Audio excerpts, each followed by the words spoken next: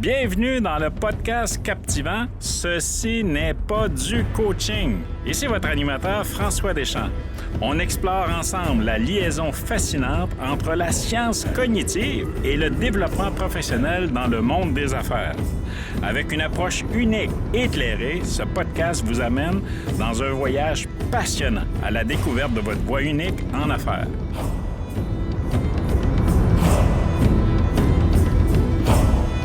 Bonjour tout le monde et bienvenue dans cette dernière édition de la saison 3 de « Ceci n'est pas du coaching ». Donc, c'est un plaisir pour moi de vous accueillir aujourd'hui pour cette dernière enregistrement de la saison. Et comme vous le savez déjà sans doute, je m'adresse à vous, entrepreneurs, hommes, femmes d'affaires, leaders du milieu des affaires, pour vous partager par l'entremise de mes invités des astuces, des stratégies, mais surtout des compétences clés qui ont permis à mes invités de se démarquer dans leurs domaines respectifs et d'apporter et de contribuer à de la valeur qui peut être transmise chez vous par l'entremise, bien entendu, de ce podcast. Aujourd'hui, je me suis donné une thématique. Donc, la thématique, c'est l'entrepreneur qui a marié les neurosciences, la finance et la vente. J'ai le plaisir d'accueillir aujourd'hui Alain Léo Landry, un entrepreneur, formateur, coach reconnu comme l'un des rares experts au Québec à appliquer des éléments de la neuroscience, de la neurovente à l'intérieur des décisions financières. On va en apprendre davantage dans le podcast avec lui, comme de raison. Alain a plus de 20 ans d'expérience avec des grandes sociétés, dont Manuvie, Standard Life, Banque Nationale et Intact.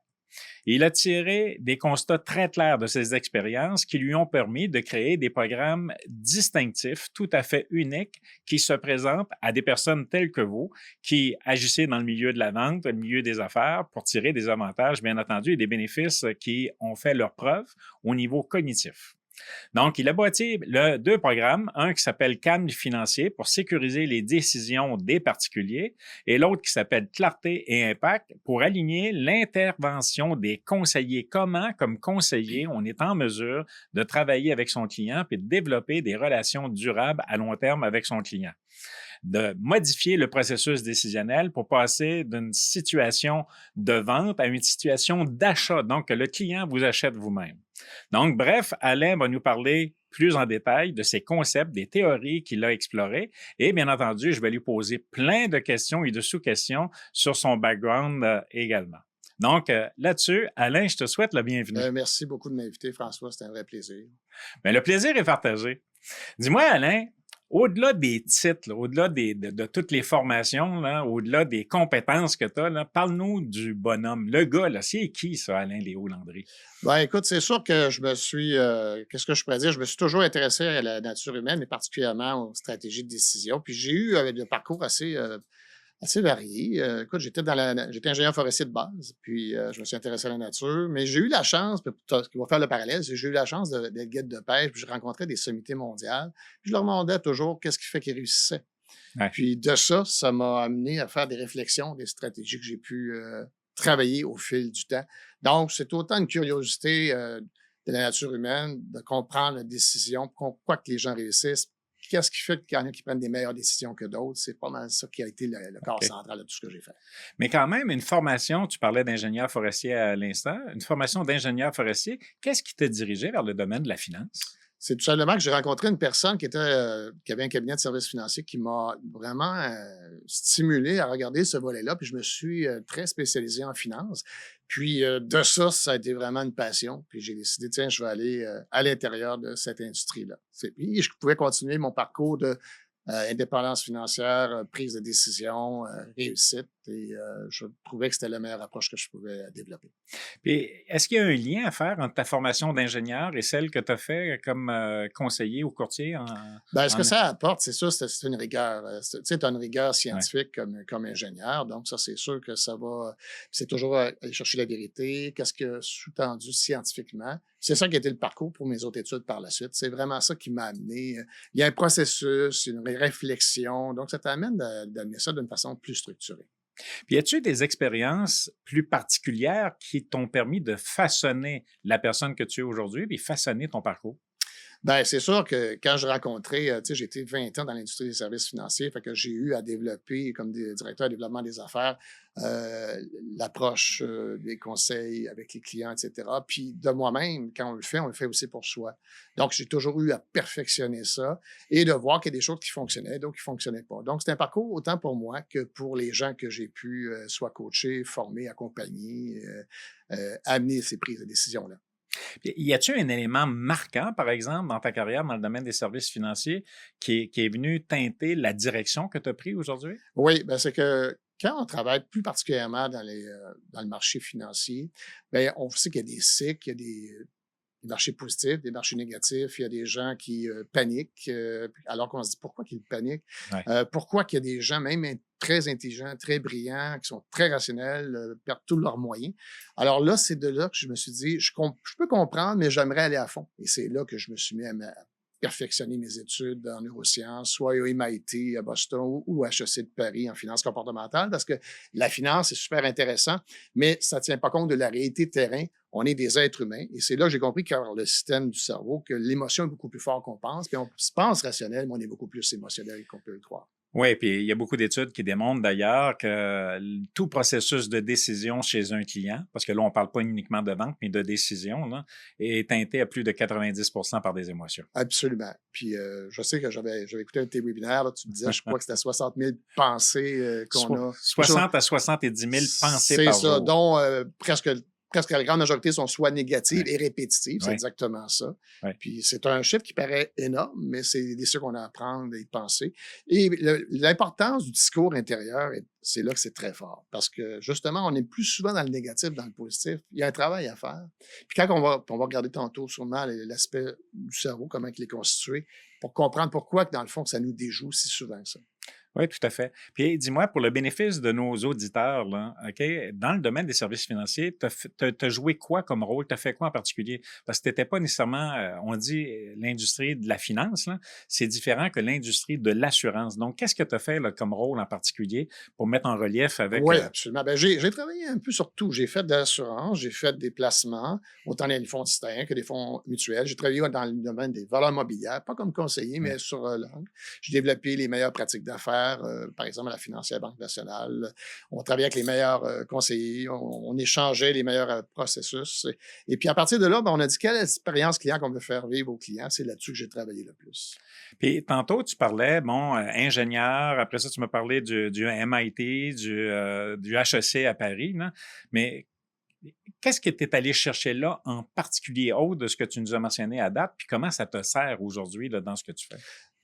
Au niveau, si on parle de neurosciences, neurofinance, c'est tout d'abord le langage. Il y a un langage qui est particulier.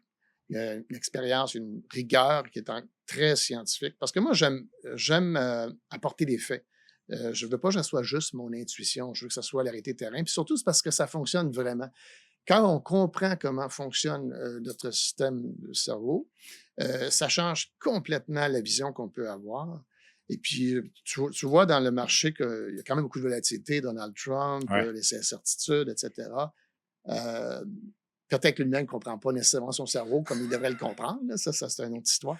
Mais ce que ça fait vivre, l'incertitude, les craintes, à tous les niveaux, Ouais. les pertes d'emploi, tout le monde est affecté. On ne peut pas dire que ça ne nous dérange pas. On regarde les nouvelles, on regarde tout ce qui se passe, le prix, le coût de la consommation, etc. Fait, qu'est-ce que ça fait concrètement sur nous? Ça peut créer un stress, ça peut créer du désarroi dans certains cas, le chaos qu'on parle, des choses comme ça. Ben, comment qu'on le positionne? C'est là qu'il faut revenir à l'essentiel, puis comprendre qu'on est des gens très émotifs, mais il faut amener ça sur le côté plus rationnel. Comment on le fait, le parcours, c'est un peu l'idée. Oui, puis je comprends bien dans ce que tu soulèves, là. C'est là où je vois là, vraiment la présence de ton volet ingénieur. Donc, toute la logique, le rationnel, jumelé à la compréhension du cerveau. Toi et moi, on se passionne toutes les deux pour les Ben oui, neurosciences, là. OK? Mais la compréhension du cerveau dans ces schémas de pensée-là, là, qui viennent interagir. Puis là, ben, on va en parler un peu plus loin, mais tout ce qui est biais cognitif aussi. Là. les biais cognitifs. Écoute, il y en a 132 répertoriés. Ah ouais. On en connaît quelques-uns plus que d'autres, mais puis on continue à en découvrir. L'idée, en gros, du biais cognitif, c'est que le cerveau, il est comme formaté, puis je vais dire des choses des fois qui vont peut-être surprendre, il n'est pas formaté pour qu'on soit heureux, puis il n'est pas formaté pour qu'on soit riche. Ouais. Qu'est-ce que je veux dire? C'est qu'il est formaté principalement pour la survie, puis pour la reproduction. Ouais. Ça, c'est les deux éléments. Donc, survie. Ça veut dire que si on peut se dire des choses qu'on pense qui vont nous aider, mais dans le fond, on s'en aperçoit pas inconsciemment. Le cerveau va nous donner des messages qui ne nous aident pas, qui va nous amener dans un chemin qu'on ne veut pas prendre, que rationnellement on se dit comment ça se fait que je suis rendu là. Alors, c'est tous ces éléments-là. C'est pour ça que c'est vraiment fascinant. C'est pas quelque chose qu'on apprend nécessairement à l'école. Puis tu vois, dans les cours qu'on a présentement, même aujourd'hui dans la finance, on en parle un petit peu, mais on n'applique jamais concrètement qu'est-ce qu'on va faire avec ça. Il y a une différence entre dire j'ai des billets. Tu sais, on voit beaucoup de conseillers financiers qui vont dire bon, il y a des billets. Mais dans le concret, qu'est-ce qu'on fait? Là, ça, c'est une autre histoire. Puis c'est là qui compte. Pour les gens qui nous écoutent, c'est ça qui est le plus important. Dans une de tes citations, là, parce que là, tu affirmes que 98% des gens, OK, n'atteindront jamais l'indépendance financière. Oui. OK? Donc, le problème se situe où? Puis à quel niveau? Alors, c'est sûrement pas sur le... Tout le monde sait, par exemple, qu'il faut dépenser moins qu'on gagne, que ça prend un budget, qu'il faut diversifier ses placements. La théorie est là. On peut faire un plan financier, c'est très bien, il n'y a pas de problème. Mais quand arrive la réalité terrain, c'est justement là. Les biais cognitifs, les craintes, les peurs, l'inconscience, tout ce qu'on a vécu dans notre enfance. Toi, je sais que tu aimes beaucoup parler des saboteurs. C'est clair que ça rentre directement dans cette situation-là. Donc, c'est encore une fois pour dire qu'il y a un travail de prise de conscience à faire et de ne pas se précipiter directement à ce qu'on pense être la vérité, alors qu'il faut prendre un temps calme. C'est ça que j'appelle le calme financier, ce que je fais. Là, il faut vraiment avoir une sérénité. Les gens, c'est ce qu'ils veulent à la fin. Tu sais, des fois, on rencontre des conseillers financiers, ils nous promettent peut-être des rendements, là, 10 15 Mais à la fin, ce qui compte le plus, quel que soit le rendement, c'est d'avoir un calme, une sérénité. Je veux me diriger vers l'indépendance financière, mais dans une vraie sérénité. Ouais. Non, c'est vraiment très pertinent. Puis, tu vois, là, on a une passion commune, bon, la neuroscience. Oui. La neuroscience, tu sais, je pourrais même parler de neurofoutaise. Neurofoutaise. Parce que la neuroscience, neuromarketing, neurovente, neurobusiness, etc. Mais neuroato, puis il y a des gens qui l'utilisent d'une façon inappropriée, puis ils n'ont pas nécessairement, tu sais, un champ de compétences acquis dans le domaine. Puis toi, tu es un des rares au Québec là, à travailler avec la neuroscience dans le domaine des finances. Donc, qu'est-ce qui te conduit là? Qu'est-ce qui t'a amené à parler de neurofinance? Et pourquoi, selon toi, la neurofinance, je te pose deux questions en une, mais pourquoi cette neurofinance là est un élément important à considérer justement pour éviter de se retrouver dans le 98%. Oui. Alors, tout d'abord, c'est vrai que c'est un mot très rare, neurofinance. Neurovente, je travaille avec neurovente, neurofinance. C'est pas quelque chose que si vous allez sur Google, c'est pas quelque chose que vous allez voir très fréquent. Je dis pas, j'ai pas inventé ça, j'ai déjà vu autre, mais je me suis inspiré de ce terme-là. Tout d'abord, comme j'expliquais, c'est que dans le domaine des services financiers, ça se veut très rationnel, mais arrêter, c'est pas l'arrêté terrain. C'est le gap qui manque, qui doit être fait. Comme j'ai expliqué, par exemple, le travail d'un planificateur financier qui fait un plan financier, c'est très important. Ça explique quoi faire. Mais ça ne peut pas mettre en relation ce qui arrive sur le terrain. Qu'est-ce que la personne, comment elle va réagir? Alors, c'est pour ça que, par exemple, moi, j'ai développé ce qu'on appelle un plan de résilience financière. C'est pas un plan qui va dire quoi faire au niveau précisément, quel fonds à utiliser ou quel produit, mais comment elle va se comporter, prendre des meilleures décisions dans des moments plus critiques, par exemple. C'est comme un bouclier de protection mentale. Lorsqu'il arrive, tout le monde a soit des épreuves ou des difficultés, ou qu'est-ce qu'on fait dans un cas comme ça? On perd son emploi, il y a un divorce, il y a une maladie, quelque choix. Qu'est-ce que ça change concrètement? Aussi, quand on fait un plan, on y va avec des hypothèses, mais les hypothèses peuvent varier sur le terrain, puis ça peut faire varier. Alors, c'est le travail, bien sûr, de repositionner ce plan-là, mais ça ne change pas qu'il faut comprendre comment on interagit. Parce que l'idéal, c'est toujours d'avoir les meilleures décisions avec les meilleurs comportements. C'est ce qui va faire la différence à la fin. C'est vraiment les comportements finaux. Dis-moi, pour avoir passé quelques années, à peine une vingtaine d'années dans les grandes institutions. Pas mal. Dans les grandes, tu as fait un stage de 20 ans. Oui, c'est ça. Moi, j'ai fait un stage. Toi, t'en as fait combien, toi? Moi, j'en ai fait 25. Tu as fait 25. 25 à deux, on a 55. Bon, 45. On s'en va vers Liberté 55. Oui, c'est ça. Mais Manuvie, Standard Vie, Standard Life, Financière, Banque nationale, etc.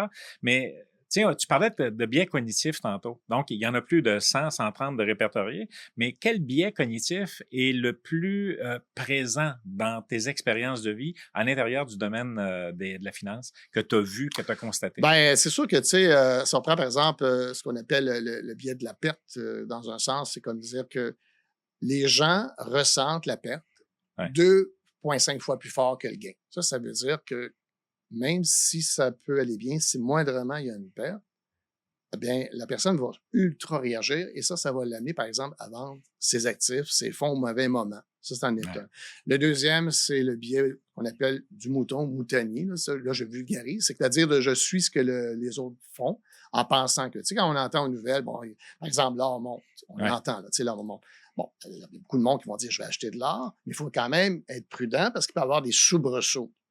Alors, ils vont sans avoir de connaissances plus précises de ça. Tu sais, alors, soit ils vont acheter trop haut, soit ils vont vendre trop bas. Alors, c'est des situations comme ça qu'il faut regarder. Alors, et tu as aussi celui que j'ai remarqué aussi, c'est le biais de confirmation. Et ça, c'est un biais qui fait en sorte que quand je prends une décision, je regarde seulement qui va accréditer, qui va me donner une source, qui va me donner raison, sans regarder ce qui pourrait être une aversion danger. Ouais. Alors, ça devient un excès de confiance et cet excès de confiance-là est rarement la meilleure conseil qu'on peut donner. Oui, puis aussi, ben, tu l'as mentionné tantôt, l'être humain va réagir beaucoup sur ses émotions, donc sur des impulsions. Oui. Fait que ces biais cognitifs-là, là, à ce moment-là, ils peuvent être très dommageables. C'est très dommageable. Ce que je dirais, peut-être pour simplifier ça, c'est que il y a eu des études qui ont été démontrées que le cerveau a été un peu évolutif. Alors, il y a tout d'abord le cerveau reptilien, qui est, si tu veux, la survie. Tu sais, l'Homo sapiens de départ, c'était seulement pour se survivre. Ouais. Il n'a pas évolué, lui. Alors, après ça, il y a eu le cerveau limbique. Lui, c'est les émotions, c'est la mémoire longue. Puis, à la fin, il y a le néocortex. Alors, la partie émotionnelle. Alors, ce qu'il faut comprendre, c'est qu'au départ, la première chose qu'on regarde, quand on rencontre une personne, on veut savoir, est-ce qu'on est en sécurité? C'est la même chose quand je prends une décision. Est-ce que ça m'insécurise? Est-ce que ça me sécurise ou pas? Après ça, est-ce qu'au niveau émotion, qu'est-ce que ça me fait vivre comme émotion? Puis à la fin, c'est la troisième porte, si on veut, c'est le rationnel. Fait que tu vois, avant que ça soit rationnel, il y a comme 2 autres étages, puis peut-être qu'on ne s'entrera jamais dans le rationnel. Ouais. Et c'est là le problème.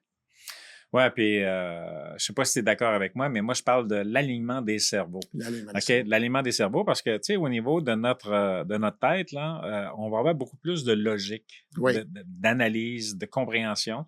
Au niveau de notre ventre, OK, on va parler des émotions, parce que c'est rare que les gens qui sentent une chaleur monter dans le cou, ça part de la tête puis ça descend, là. Fait que, au niveau de notre ventre. Après ça, ben écoute, il y a le cœur, l'intuition. Moi, un peu comme l'alignement des chakras, là, OK, on sait que la science a démontré qu'on a tout près d'1 million de neurones dans notre tête. Il y en a 600 quelques millions au niveau de notre ventre, OK, puis il y en a encore quelques centaines de millions au niveau de notre cœur. Puis le cœur, ben moi, je le dis, c'est l'intuition. Donc, avant de prendre des décisions, là, puis éviter de tomber, là, justement, là, dans des biais cognitifs, là, c'est l'alignement des 3 chakras. Aligner l'intuition, l'intention avec l'émotion puis la raison afin d'être équilibré. C'est drôle, j'avais justement cette discussion-là hier. Ah oui? Oui. J'avais sur une autre entreprise que j'ai eue, c'est Wellness Conscience. C'était une boîte qui était pour le leadership. Et je lui expliquais l'importance d'aligner les 3. Puis justement, on fait défaut de le faire. Oui. Et ça va toujours être au détriment de son bien-être à soi. Oui. Donc, il faut vraiment travailler avec ces 3-là. Puis ça fait partie aussi du parcours de comprendre que juste en pensant sur cet angle-là, on néglige le côté l'intelligence du cœur, l'intelligence du... On dit gut feeling, mais c'est à la fin, il y a un mouvement qui se fait, puis ce mouvement-là doit se faire parce que, justement, ça résonne en nous. Ouais. C'est super important. Autre question pour toi. OK? Dans le domaine de la finance, donc peu importe les banques, les compagnies d'assurance, là, chacun a son modèle d'affaires. Quand on accueille une nouvelle représentant, courtier-courtière, ils ont le programme de formation qui est très particulier d'une compagnie à l'autre. On peut même parler de brainwashing à un moment donné. Il y a des formations qui sont très solides, très axées vente, mais pas nécessairement axées relation client.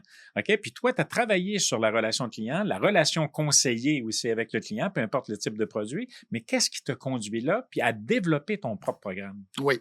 Alors, comme je l'expliquais, je formais, je coachais. J'ai été aussi représentant de compagnie de fonds, donc avec Standard Life. Et puis, on développait, chacun devait développer, on n'avait pas un programme spécifique, mais on devait évidemment faire des ventes. Et puis, cette année-là, je suis devenu le meilleur vendeur au Canada pour la compagnie en question. On était quand même 32 équipes. Puis, je me posais la question, comment ça se fait? On a les mêmes produits, on a la même gamme. Puis, mes résultats étaient quand même, il y avait quand même un grand écart entre mes résultats et les autres. Puis, des fois, c'est inconscient, on a une approche, tu sais, bien que je suis rigoureux, j'avais quand même une approche qui était, je le sentais particulière, mais je ne pouvais pas nécessairement le présenter. On voit ça souvent, ceux qui sont quand même des très bons vendeurs, on a la misère un petit peu à l'expliquer, en tout cas à leur façon. C'est là que je me suis intéressé encore plus à mettre la neuroscience dans mes études, comprendre pour dire quelle est la structure.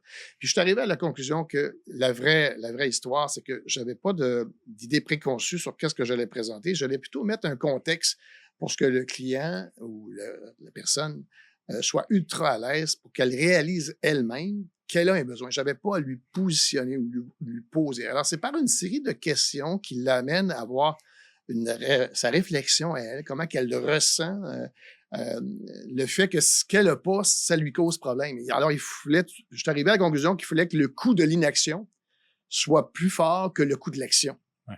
Là, j'explique ça très théorique, là, mais dans la démonstration, ça se fait d'une façon quand même très détendue, très relaxe. Mais c'est important d'avoir si tu veux, un milieu sécuritaire, psychologique pour bien le faire, puis faire ressentir ce qu'elle a à ressentir et non pas imposer. Ce que je vois souvent, que j'ai vu dans les programmes, puis il semble-t-il, ça se fait encore, c'est une présentation style pitch book, là, tu sais, une présentation, différentes diapos, c'est déjà tout bien codifié. Ça donne l'impression que le client ne participe pas tant que ça. Là. Tu sais, c'est comme, voici notre entreprise, on existe depuis tant d'années, on a tant d'actifs sous gestion, on est solide, on a une gamme de produits incroyable, puis donc, voici ce qu'on pense qui est bon. Alors, ça ne permet pas au client ou à la personne de ressentir. Et puis, le problème de ces présentations-là, ils interprètent beaucoup trop le rationnel et pas assez l'émotionnel. Donc, c'est très difficile d'aller au-delà. Fait que le problème, c'est aussi une question de posture. Si on perçoit que c'est un vendeur devant nous, ça fait déjà une résistance. Le corps va instinctivement réagir et l'ouverture est très difficile pour écouter le message. C'est tous ces petits micro-ménagements-là qui vont faire une vraie différence, si on veut, à la fin. La qualité d'un bon coach, la qualité d'un bon conseiller, d'un bon vendeur, entre guillemets, la qualité de ses questions dans sa relation avec son client. Donc, la façon de formuler les questions pour amener justement l'esprit, le cerveau à s'ouvrir. Tu sais, tu as sûrement entendu la fameuse théorie des 5 pourquoi, là, mais d'arriver, c'est parce que c'est rare que la première question, ça va être la bonne réponse que la personne... Parce que c'est une réponse instinctive qui vient du cognitif, là, qui vient du cerveau limbique, comme tu disais tantôt. Tu arrives à une deuxième et troisième question, là, il y a une évolution. Là, les sentiments, les émotions, la rationalité arrivent, et là, ça éveille la capacité de sens de la personne. Oui, mais ça c'est très intéressant. Je me suis beaucoup intéressé à ça. C'est que ce qu'on remarque, c'est que c'est la qualité de la question qui va donner la qualité de la réponse. Puis la qualité de la réponse va t'amener à une vie de meilleure qualité. Tout à fait. Fait que, ce que j'ai remarqué le plus, c'est beaucoup de conseillers, quel que soit leur rôle, peaufinent peut-être pas assez leurs questions pour aller chercher le cœur, l'essentiel, la racine de ce qu'il y a à travailler.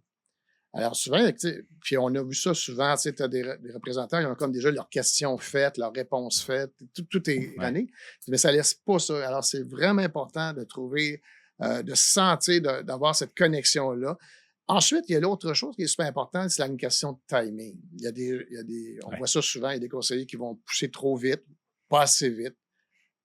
Le plus important, c'est d'avoir une synchronisation avec le client et le représentant. Ça, c'est vraiment super important. Puis savoir sur quelle phase il est rendu, à quel moment je peux vraiment aller plus loin. Oui, puis d'avoir une meilleure connexion avec son client également. La connexion, souvent, n'est pas idéale. Puis ce qu'on voit souvent, d'ailleurs, ce que j'ai remarqué sur le terrain, c'est que, tu vois, ce qu'on voit statistiquement, là, beaucoup de conseillers en moyenne, là, c'est une vente sur 4, si tu veux. Là, je rencontre 4 clients, puis je fais une vente sur 4. Ça veut quand même dire qu'il y a 3 personnes qui n'ont pas pu bénéficier d'un service qui aurait pu être intéressant. Puis moi, je me dis, si ta moyenne est seulement 25 %, c'est pas un plan gagnant quand même. Ouais. Tu sais, ça, c'est comme avant, tu sais, on voyait les gens qui faisaient du porte-à-porte. Puis c'était une porte peut-être sur 10 qui s'ouvrait ou 2. Ouais. Alors, ça démontre que c'est pas un système qui. Tu sais, c'est au volume, là, mais en réalité, il y a une façon de faire ça beaucoup plus efficace, beaucoup plus professionnelle, qui inspire confiance. Puis je donnais un exemple précis. Je dis, c'est comme la posture idéale, ça serait comme un peu comme être un médecin. Là, tu sais, c'est rare que tu vas voir un médecin qui te recommande quelque chose, puis tu vas dire à la fin, je vais y penser. Ouais. C'est assez rare. Ouais. Pourquoi? Parce qu'il impose le respect. On ne sent pas qu'il y a quelque chose à nécessairement à proposer. Il va t'écouter, il va voir ce qu'il y en est, puis il va te faire comprendre, il va te faire visualiser rapidement que tu as avantage à faire quelque chose. Puis j'ai quelque chose de vraiment bien, j'ai un parcours à te faire, entre guillemets, vivre ou une médication. Mais c'est un peu la même idée. Il faut ressentir déjà chez la personne, le conseiller, qu'il y a une posture qui impose le professionnalisme, la confiance, puis que je suis en bonne main. C'est sûrement pas en se faisant positionner comme un peu vendeur qu'on peut y aller. Dis-moi, tu parles également d'ADN financier. Oui. Qu'est-ce que tu veux dire par l'ADN financier? Oui. Alors, c'est quelque chose que j'ai travaillé, j'ai développé beaucoup, ça. Puis d'ailleurs, je suis en train d'écrire un livre qui va se publier en septembre. Il va s'appeler Votre ADN financier, tout simplement. Alors, l'ADN financier, c'est que comprenant que tout le monde a des biais cognitifs, Oui. qu'on a notre historique, notre background familial. Alors, j'ai développé, si tu veux, des questionnaires scientifiques pour, à la base, comprendre c'est quoi les biais cognitifs de la personne, c'est quoi son profil financier comportemental, puis sa tolérance au risque. Et de ça, je peux avoir un profil qui va me permettre de dire, bon, mais qu'est-ce qui peut être à risque, qu'est-ce qui peut être en danger dans la façon que tu es conçu, et comprendre que c'est pas de la faute de la personne. C'est, comme j'expliquais, il y a l'ADN, comment est fait le cerveau, ce qu'il a vécu, mais surtout qu'on peut prendre les moyens pour prendre de meilleures décisions, de meilleurs comportements. Il faut d'abord en être conscient. Alors, c'est un parcours qui a été établi, mais à la base, c'est un résultat, un rapport, si tu veux, qui donne des consignes très, très claires. Comment se protéger, comment être en meilleure position, mais surtout trouver une sérénité puis un calme qui est très important à l'intérieur de ça. On parlait de 2 programmes financiers tantôt en débutant. Oui. OK? Puis ton programme Calme financier, il faut que je le dise comme il faut. Donc, ton programme Calme financier, là, OK, c'est pour qui? C'est pourquoi? Puis comment il se distingue des autres programmes financiers qui peuvent exister là, dans l'industrie, les programmes classiques? Là? OK. Ben écoute, je dirais qu'il y a deux groupes potentiels. Ben c'est sûr, j'aurais pu dire que c'est pour tout le monde, là, mais plus précisément, c'est, je dirais, les 25-35 qui sont des jeunes professionnels qui veulent réussir à tout de suite bien se positionner et bien se camper dans leurs décisions, puis qui peuvent vivre un certain stress. Parce que tu vois, par exemple, se procurer une maison aujourd'hui, là, pour être jeune, c'est quand même tout un défi.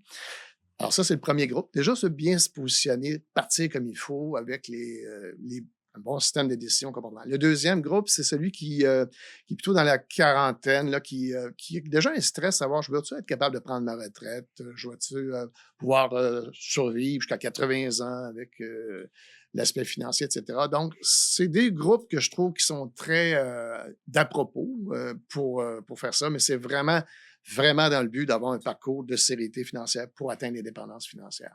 Puis, tu sais, Warren Buffett, qui est probablement le plus grand gestionnaire, a dit, dans le fond, la réussite financière, c'est vraiment de comprendre plus le marché, oui, mais comprendre surtout comment on interagit. Puis, ce qu'il dit, c'est que le marché récompense ceux qui sont patients versus ceux qui ne sont pas patients. Ouais. Et puis, ça veut donc dire qu'il faut avoir une certaine contrôle, maîtrise, ou en tout cas une certaine approche qui te permet là, de bien comprendre comment tu interagis dans les problématiques du marché. Oui, puis il y a plusieurs études qui viennent confirmer ce que Buffett dit. Là. Tu regardes quelqu'un, par exemple, sur une période de 10 ans, qui a manqué, par exemple, les 10 meilleures journées de rendement financier, il va avoir un rendement négatif comparativement à un rendement qui va être extraordinaire. Ben oui, tu sais, je me rappelle, en 2022, le marché avait connu presque moins 22 au S&P 500, là, pour ceux qui regardent ça un petit peu. Puis en très peu de temps, ça s'est rattrapé. Fait que la personne qui aurait, disons, capitulé, etc., c'est un peu l'idée. C'est-à-dire qu'il faut avoir un bon plan, le respecter, Faire des ajustements s'il y a vraiment des ajustements à faire, mais l'important, le plus important, c'est de comprendre que c'est un plan qui doit être adapté au cerveau ou la façon d'être. Et c'est ça que je propose dans le fond. Une fois qu'on comprend ça, ça nous permet de pouvoir bien respecter le plan. Mais si je n'ai pas ça, c'est possible que je ne le respecterai Hum. pas et je vais le sortir et ce sera une erreur assez stratégique. Parlant du plan puis du programme Calme et financier, as-tu un exemple que tu pourrais nous partager? Bien entendu, on préserve le nom des clients, là, mais un exemple que tu pourrais nous partager qui démontre comment une personne, par Oui. exemple, ou un couple, là, peu importe, là, OK, on peut corriger leur relation par rapport à l'argent puis au programme financier. Oui, ben écoute, c'est sûr que là, il y a beaucoup d'exemples qui peuvent venir en tête. Mais allons-y, le principe, c'est la personne qui est déjà une forme d'insécurité, qui va avoir du contrôle. Puis elle se dit, je vais regarder très souvent mes placements, je vais regarder, tu sais, d'une façon régulière, peut-être plusieurs fois par jour. Et là, elle pense qu'en faisant ça, puis en étudiant ça, elle va pouvoir contrôler. Mais il risque d'avoir beaucoup plus d'anxiété parce que c'est clair qu'il y a des hauts et des bas. À cette anxiété-là qu'elle se crée, ça va à l'encontre de ce qu'elle voulait au départ. Donc, il faut lui faire réaliser qu'est-ce que c'est par rapport à son cerveau qu'elle doit faire pour justement éviter ça. Donc, on va faire un programme, j'appelle ça de désintox Ouais. d'information, qui va l'amener à comprendre que, par exemple, au lieu que ça soit tous les jours, on va peut-être y aller tout simplement une fois par mois ou une fois au trimestre, selon ce que je vais pouvoir évaluer avec elle, pour qu'elle se donne le souffle, parce que plus elle va avoir de l'anxiété, plus elle va faire un geste qui va aller à l'encontre de ce qui est bien pour son futur. Ça, c'est un exemple rapide que je pourrais te donner. OK, c'est bon, merci. Ton autre programme maintenant, Clarté et Impact, Oui, OK, qui s'adresse plus spécifiquement aux gens qui sont dans le domaine de la vente, oui, donc bien sûr. conseillers. Oui, oui. OK, puis avec tout le bagage d'expérience que tu as dans le domaine de la finance, bien entendu, ça touche les personnes dans le domaine de la finance. Donc, on peut parler de courtier, on peut parler de planificateur financier, on peut parler de gestionnaires aussi là, Ben oui, qui sont dans le domaine. Donc, c'est assez large comme clientèle. bien Là. sûr. C'est au-delà de 30 000 personnes au Ah, Québec. Là. peut-être plus, on Ouais, rajoute toutes les cordes, ouais, bien ouais, oui, c'est facilement, ouais, oui, qui sont bien liés. sûr. Donc, tu sais, pourquoi ces personnes-là auraient-ils besoin de ce programme-là, selon toi? C'est parce que c'est la façon que la plupart du temps, on leur a montré à faire, entre guillemets, la vente, comme j'expliquais un petit peu Ouais, tantôt, qui est pas aussi performant qu'on peut le penser.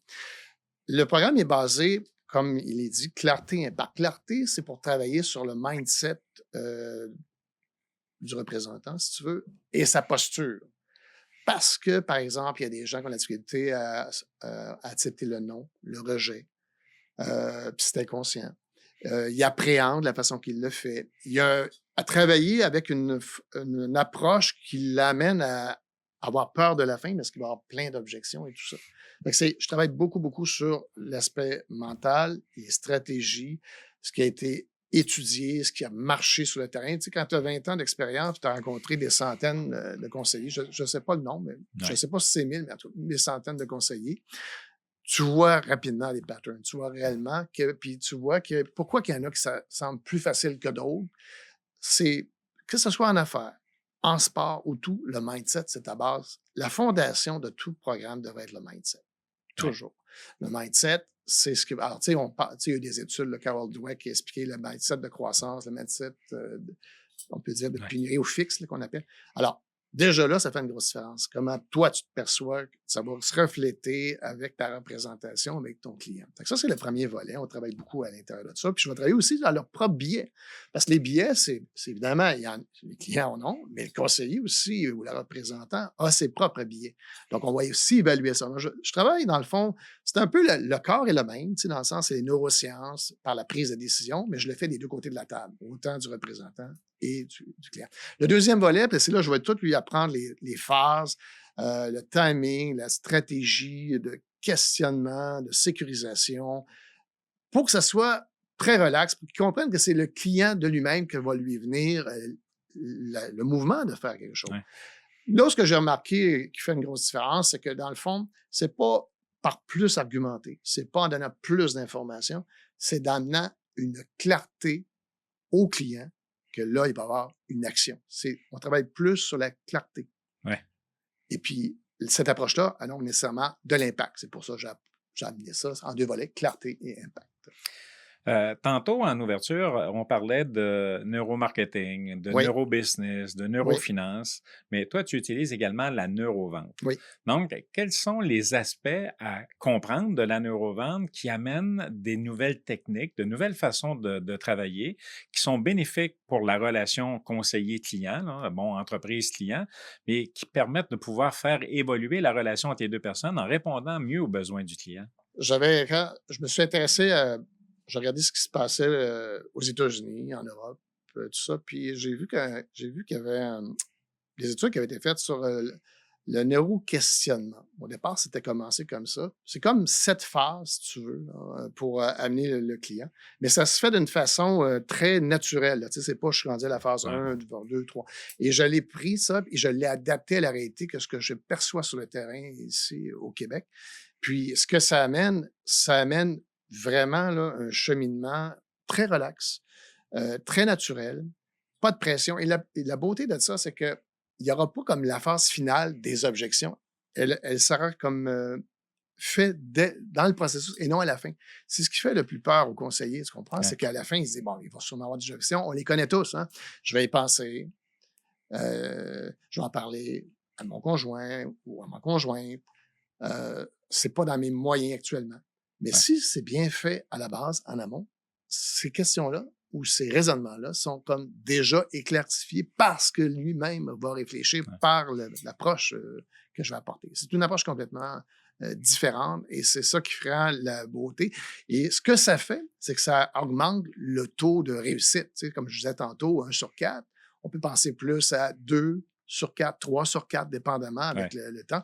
Et ça fait toute une différence. Donc, autant le client va bénéficier plus de l'expertise que tu peux avoir que tu ne pouvais pas le faire parce que tu ne savais pas comment gérer ça, autant que pour toi, ben, ça va être plus bénéfique.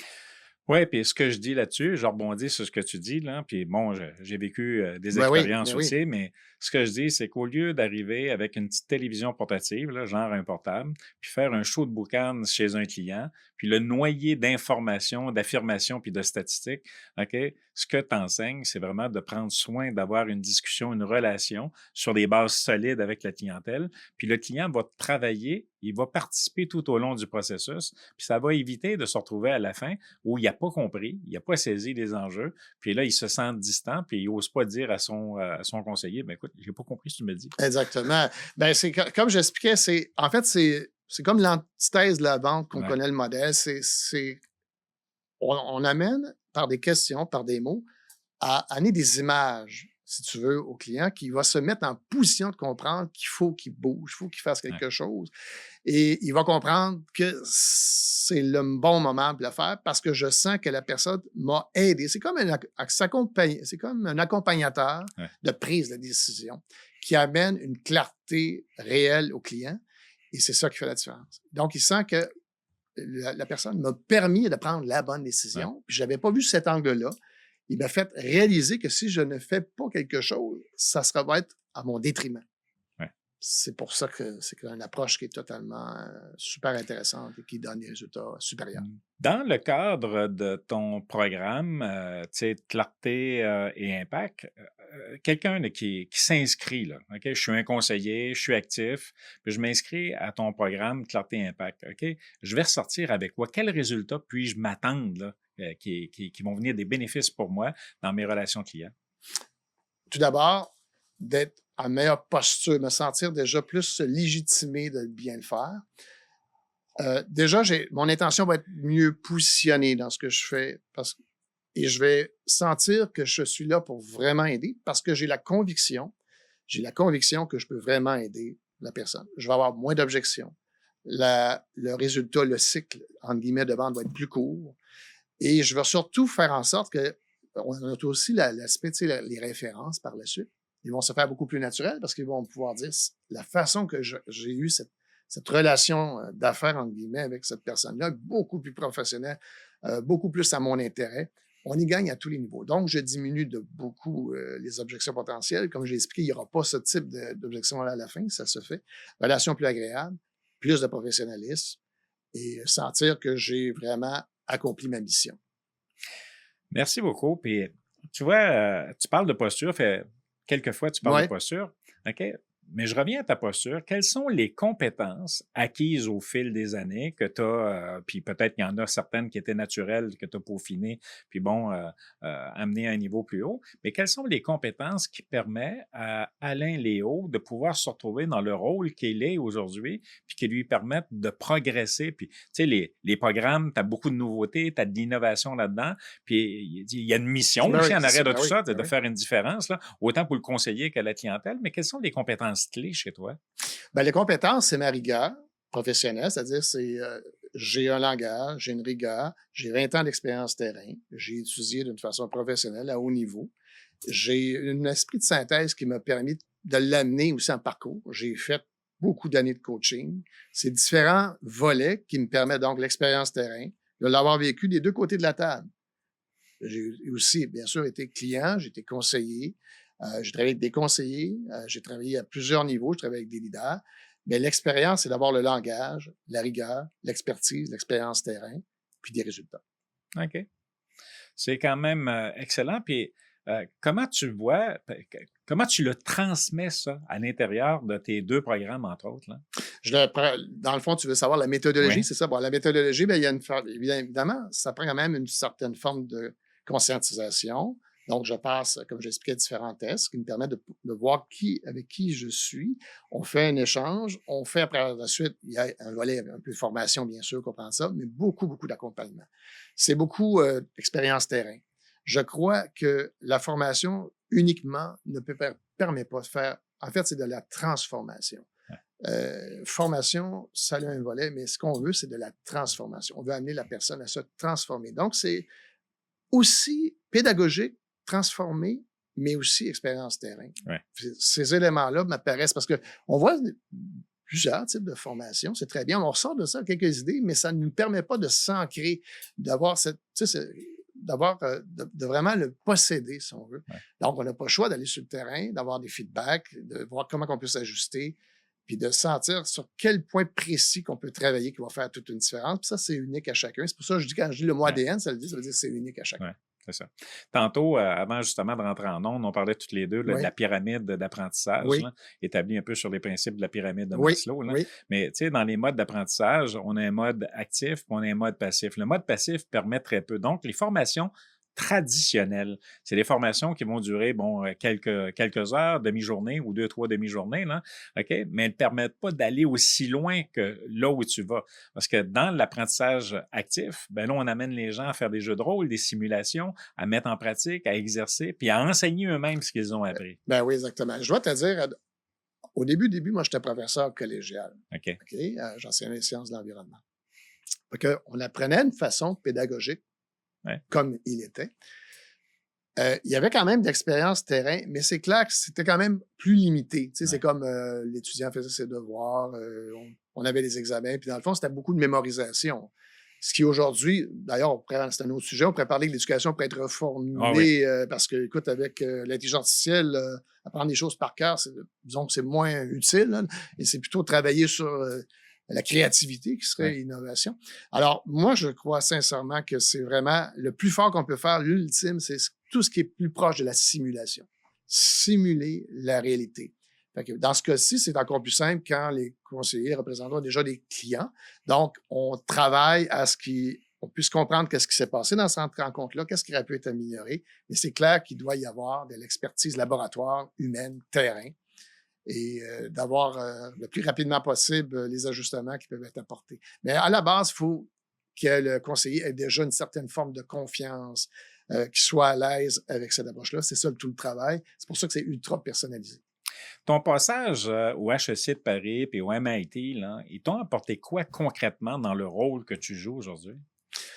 Bien, écoute, quand tu as une expertise, disons, plus internationale, c'est pas pour parler contre le Québec, le Canada, mais quand tu as une expertise, disons, internationale, ça t'ouvre des horizons qui sont vraiment différents. J'avais d'ailleurs étudié comme ingénieur, j'avais été à UBC à Vancouver, c'était déjà une autre façon de voir. Il n'y a pas de meilleur que d'autres, mais avoir une expertise de grand niveau, Cette rigueur-là que tu vois, tu sais, c'est quand même, quand tu es au MIT, c'est une des meilleures universités au monde. HEC de Paris, c'est pas... fait que c'est sûr que tu apprends des choses que tu ne pourrais pas... Ils ont les moyens aussi, hein, tu comprends? Je vais te donner un exemple. Quand j'étais au MIT, j'avais un professeur, c'était un ancien pilote de Formule 1, champion du monde, Niki Häkkinen. Bon, tu peux pas le faire venir comme ça facilement, mais pourquoi c'était intéressant? C'est parce qu'il expliquait comment que lui, l'importance d'une prise de décision quand il conduisait son bolide de Formule 1, c'est des millisecondes. Alors, il y a eu un entraînement neuroscientifique. Les gens ne savent pas, mais ces pilotes-là sont surveillés d'une façon incroyable. Mais ils travaillent beaucoup, beaucoup, beaucoup sur le mental, plus que même que le physique. Puis dans leur cas, c'est leur vie qui est en dépend quand tu conduis une Formule 1, mais ça donne un exemple. Ben, chaque petite décision est importante, mais dans le fond, dans notre vie aussi, chaque décision est très importante. Peut-être pas à la même vitesse qu'eux, mais il faut quand même réaliser que chaque décision nous amène à un endroit, puis c'est important de bien prendre son temps. Puis ça, c'est super important. Oui, puis c'est tellement vrai ce que tu dis, puis pertinent, là, parce que toutes les personnes qui sont dans les hauts niveaux de performance, OK? Donc, c'est toutes des personnes qui ont des coachs, des consultants, des mentors, OK? Puis c'est des personnes qui vont travailler sur le mindset. Là, on voit au moment où on se parle, là, bon, il va y avoir les Olympiques qui s'en viennent en Italie, OK? Mais au-delà des athlètes, il y a toutes les équipes de coachs qui sont là pour travailler justement sur le mindset, parce que le mindset peut faire la différence entre une médaille et pas de médaille du tout. Ben, on peut prendre un exemple que je vois très bien, c'est le Canadien de Montréal avec les gardiens de but, la situation on sait que Samuel Montembeault, on voit qu'il y a un peu plus de difficultés. Ben, ils ont changé de coach, puis c'est clair que le coach va travailler encore plus le mindset. Mais c'est clair que rendu à ce niveau-là, c'est une question de talent. Ils sont tous très bons. Mais il y a des gens qui supportent moins la pression que d'autres. Il y a des gens qui ont moins cette habileté-là, quelle que soit la raison. Je ne connais pas Samuel Montembeault, mais je vois qu'il y a quelque chose qui travaille sur sa confiance. Alors, il va avoir un travail là-dedans. Il n'y a pas un athlète professionnel qui ne travaille pas avec un coach. J'ai travaillé avec une boîte qui s'appelle INSA, qui est basée en Finlande. Les autres, c'est des coachs. Chaque pilote de Formule 1 a un coach spécialisé. Ils sont vraiment surveillés de A à Z. Puis c'est beaucoup plus là que ça va se faire la différence. Mais en fait, en affaires, c'est aussi important d'avoir un coach qui travaille sur le mindset, sur la psychologie. C'est super important. Et alors, on devrait prendre d'ailleurs le modèle des sportifs. Si on regarde ça comme il faut, là, les sportifs, là, ça travaille quoi? 70% en pratique, 20% en action, alors que les gens d'affaires sont toujours en action. Il y a un besoin de prendre, puis tu prends même les pilotes de Formule 1, tu vois, ils font un arrêt au puits. Et puis, ce que les gens ne savent pas en Formule 1, c'est que vraiment, c'est comme ça que ça se passe, pour avoir vu ça de l'extérieur, c'est que dès qu'ils ont fini la course, là, ils se font peser. Tout de suite, toute l'équipe s'assoit, les ingénieurs, puis ils vont dire qu'est-ce qui a marché, qu'est-ce qui n'a pas marché. Les gens ne voient pas ça, mais c'est la vérité. Pourquoi ils font ça? Parce qu'il faut que tu aies tout de suite ton rétroaction rapide et s'ajuster tout de suite. Tu dois apprendre des leçons de ça. Qu'est-ce qui a fonctionné, qu'est-ce qui n'a pas fonctionné.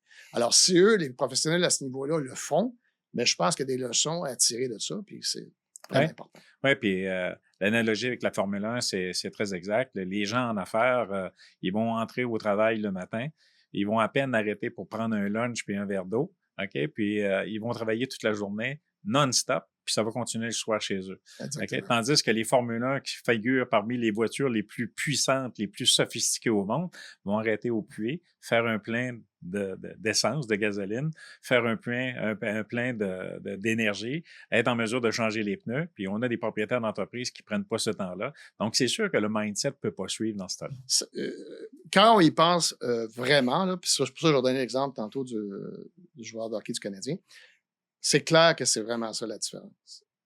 Il y a plusieurs éléments, mais ça, c'est vraiment fondamental, d'avoir un mindset qui permet d'affronter les situations puis de rebondir. C'est pour ça que des fois, on dit, par exemple, d'un athlète, celui-là, c'est un guerrier. Prenons un exemple, si je reviens dans le hockey, Patrick Roy. Patrick Roy, plus la pression était forte, plus il était performant. Il était bon. Parce qu'il y a eu... Quand on le regarde statistiquement dans la saison, des fois, ses chiffres n'étaient pas si exceptionnels que ça. Mais quand arrivait vraiment le haut niveau, il augmentait vraiment son calibre. Il était capable, lui, de faire face à ça. Les grands athlètes, c'est ça qu'on voit. Quand ça compte, ils sont présents. Et ça, c'est le mental qui fait ça. Dans ton parcours également, là, OK, de quelques années à peine. Mais dans ton Ouais. parcours, qu'est-ce que tu as appris sur l'être humain? La nature humaine, Ouais. elle apprend pas de l'histoire, elle apprend pas des leçons. C'est qu'elle recommence à faire les erreurs qu'elle doit. Pourtant qu'il pourrait s'éviter, ça prendrait le temps de s'asseoir, de conscientiser.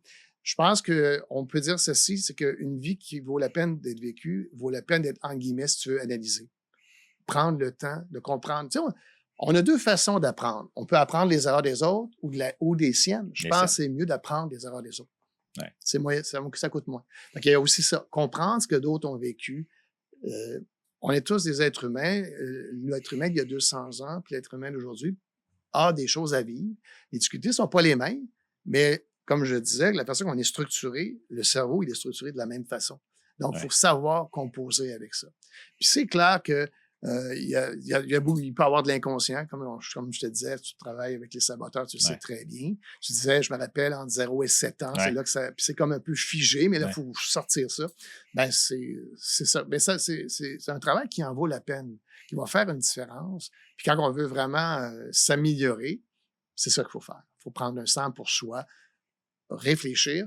Puis aussi, je dirais, on n'est pas obligé toujours de répondre au moment précis. Quand il arrive une problématique, il faut se laisser un temps. La meilleure façon qu'on peut faire, c'est de se laisser un temps entre la situation, la problématique et la réponse.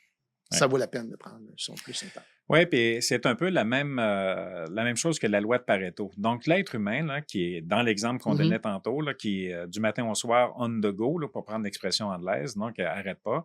OK? Dans une journée, on estime que l'être humain va prendre plus de 80% de ses décisions sur le pilote automatique sans avoir réfléchi, sans s'être arrêté pour penser.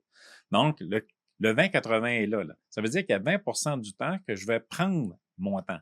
Mais dans la quantité de décisions qu'on prend dans une journée, OK, et Einstein disait dans une de ses citations célèbres, OK, la folie, c'est de répéter jour après jour les mêmes actions et penser avoir des résultats différents. Ouais. Donc, si tu veux des résultats différents parce que tu n'es pas heureux dans la posture que tu incarnes aujourd'hui, mais prends le temps, OK? Prends le temps de réfléchir et de penser autrement. Ben, je vais te relancer sur Einstein, une autre citation qui va dans le même sens. Ils ont demandé si tu avais à régler un problème, comment tu ferais ça? Je prendrais 98% m'assurer que j'ai la bonne question. Puis la réponse devrait suivre. Oui, c'est ça.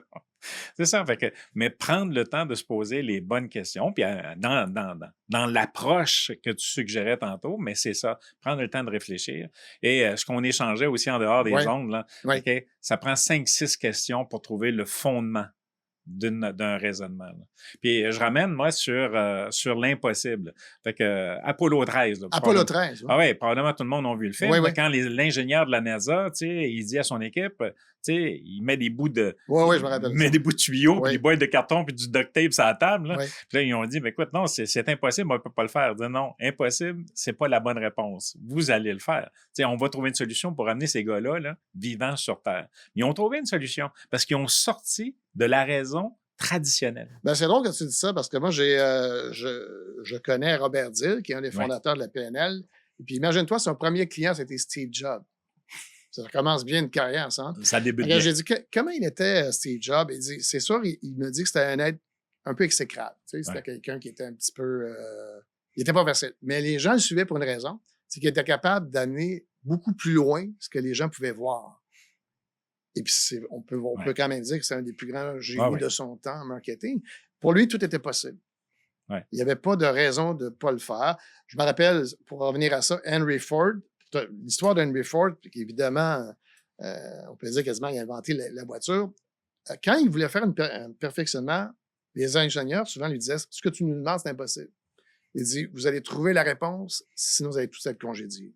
Je vous donne 3 jours pour trouver la réponse.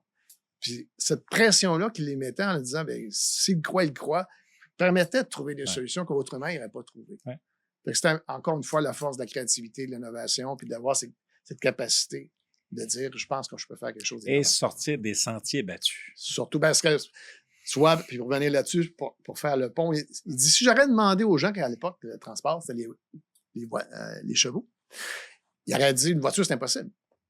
Fait que lui, il a comme repositionné le transport en disant que ça ne sera pas les chevaux. Mais il dit, si je demande aux gens c'est quoi, il n'y a personne qui a dit une voiture.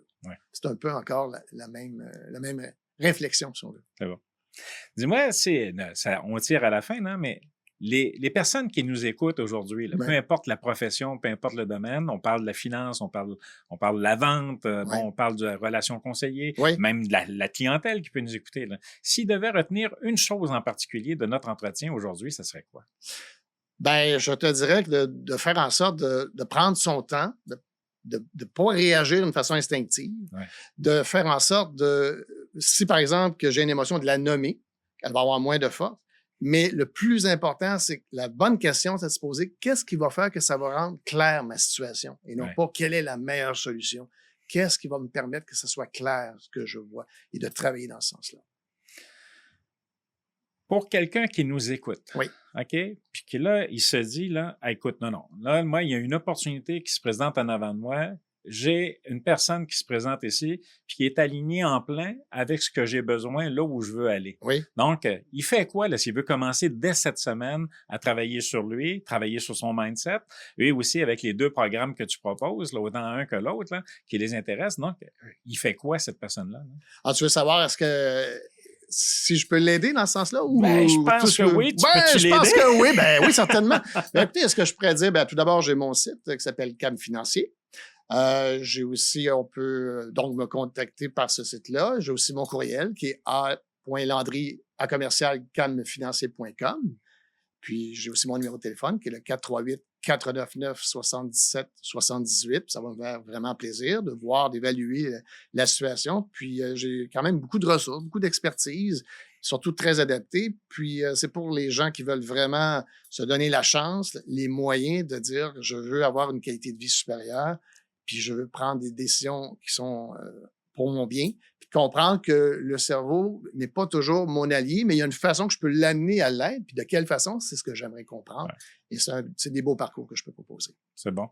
Et pour les auditeurs, le calme financier, c'est calme, C-A-L-M-E. Oui, Calme financier. calme financier. C'est ça. Puis d'ailleurs, en bas de cette vidéo-là, quand vous allez la regarder, vous allez trouver en rubrique là, l'adresse courriel puis le numéro de téléphone pour rejoindre Alain Léo. Mais avant que tu quittes, là, je te laisserai pas partir comme ça, là. Avant que tu Ouais, quittes, je m'en doutais un peu. je demande toujours un cadeau pour les personnes qui nous écoutent. Puis, type de cadeau, quel conseil, ça peut être une citation, ça peut être une métaphore, mais quel conseil donnerais-tu en gratuité aux gens qui nous écoutent pour faire une différence dans leur vie à la lumière des discussions, des échanges qu'on a eus ensemble aujourd'hui? Ben, qu'est-ce que je résumais tantôt quand je te disais la clarté, ça passe aussi par ce qu'on j'appelle, moi, l'échelle des valeurs. Je trouve que les gens ne font pas assez cet exercice-là de comprendre c'est quoi nos valeurs, c'est quoi les priorités qu'on va mettre, parce que dans l'aide des prises de décision, là, c'est beaucoup relié avec les valeurs qu'on a, puis quelles sont les règles qui sont rattachées. Fait que dans les exercices que je fais, ça en est un. Mais prendre le temps de dire qu'est-ce qui est important pour moi, quelles sont mes valeurs, et comment, de par la constitution de mon cerveau, je peux faire en sorte de faire une adéquation entre mes valeurs puis la concrétisation réelle entre mes décisions puis mes comportements, parce que c'est ça, ultimement, qui va faire une différence. OK, c'est bon, ça. Écoute, Alain, notre parcours se termine. Le parcours, écoute, c'est incroyable, 1 heure. C'est vite passé, hein? Ben, j'ai trouvé que c'était rapide. J'ai pas trouvé ça douloureux. Non, ça n'a pas été pénible. Non, ça a Oh, pas été- merci. Non, pas du tout. Non, ça a été très agréable. Puis pourtant, c'était quand même assez sérieux comme discussion, mais bon. Oui, sérieux, puis en même temps, ben, beaucoup de nouveautés, beaucoup de fraîcheur, parce que comme je disais tantôt, là, il peut y avoir de la neurofoutaise, là, parce que, tu sais, il y a des mots qui sont utilisés tout azimut de différentes façons. Là. Mais j'espère pour vous, auditeurs, auditrices, aujourd'hui, que vous avez su retirer des éléments. Je vous invite, si c'est pas déjà fait, à prendre en note les coordonnées, puis de rejoindre Alain Léo pour avoir une discussion franche et claire avec lui. D'ailleurs, clarté, c'est mon mot fort de l'année. Je me donne toujours un mot fort pour l'année, puis cette année, mon mot fort, c'est clarté. C'est clair. On voit clair. On voit définitivement clair. Donc, je vous encourage à écouter ce podcast, le partager aussi dans vos réseaux respectifs, puis n'hésitez pas en bas de cette vidéo de marquer, d'inscrire vos commentaires, vos suggestions si vous en avez, bien entendu. C'est toujours le bienvenu. Et si c'est pas déjà fait, ben, abonnez-vous à Ceci n'est pas du coaching. Et également, je suis présent sur les réseaux sociaux, tout à fait comme Alain. Donc, sur le réseau LinkedIn, j'ai ma page YouTube. Donc, il y a beaucoup d'endroits où vous pouvez me rejoindre et communiquer avec moi ou encore avec notre invité. Donc, peut-être un dernier bonjour et petit mot de la fin. Écoute, je suis très heureux d'avoir eu cette opportunité-là. Puis j'espère que je vais pouvoir aider des gens dans ce sens-là. Ça me ferait vraiment plaisir. Puis je suis content aussi d'amener cette, si tu veux, cette rigueur-là, mais cet élément qui fait que je sais que ça fonctionne, ça donne des résultats. Et ça me fait vraiment plaisir de pouvoir les rencontrer. Merci Alain, merci à vous et à très bientôt pour un autre podcast de Ceci n'est pas du coaching.